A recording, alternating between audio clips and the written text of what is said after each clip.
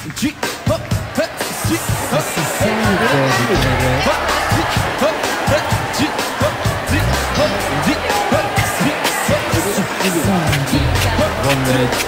tó a fákon, ha beleteszem, leüti a lábamat. Szájder gyerek, kérjél bocsánatot, nem mutatta meg a kacsámatot.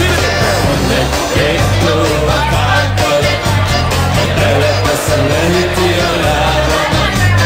Szájder gyerek, kérjél bocsánatot, nem mutatta meg a kacsámatot.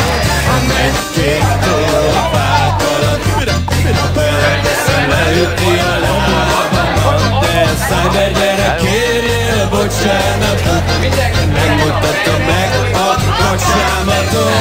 Aki lányjal, aki fiúval, rögtön ki mindenkit szeretni.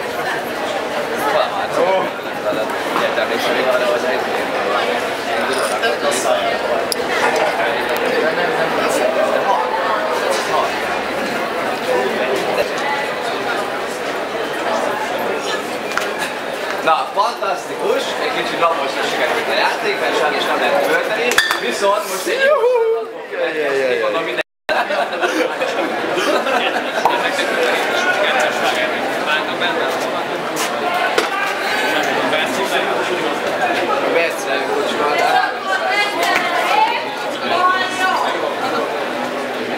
Na gyerekek, miután kinyitottuk. Hogy beszéltünk? Nem én voltam. Nem szeretem, aki megálltak, hogy szemekelni, és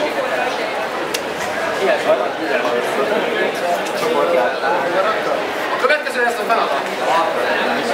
Ha akar lesz a feladat. Itt a Viktor. Viktor elkezd majd énekelni egy ilyen. Már mondtam, menetlen is tudod, menj az ölmester elől, szépen utána kell mondani, de amikor a Viktor mondja az indulót, addig ti beleisztok a borba, ha lehet minél többet, és adjátok hátra. Adjátok hátra. Amíg hátra ér, miközben, és nektek válaszolni kell a Viktor indulójára. Amíg válaszoltok, adjátok hátra a bort, és mert azt mondtuk, amit ő mondja. Amelyik legelőször kiüríti az üveget, legelőször hátra viszi az üveget. Jó? Ez ilyen sorverseny lesz, tehát jó nagyot beleiszunk, míg a Viktor mondja a szöveget. Addig iszom a szövegre. Válaszoltok a szövegre, és hátra adjátok a bort. Válaszoltok a szövegre, mert hátra várom a boros üvegeket, nagyon-nagyon. Na, gyerekek, háromra indul a játék, nagyon halkan mondjuk, jó? Na, egy, és most iszom. Hazafogom be a szájadat, hogy is kérjed bocsánatot, mert utámon vizsgasz időszak.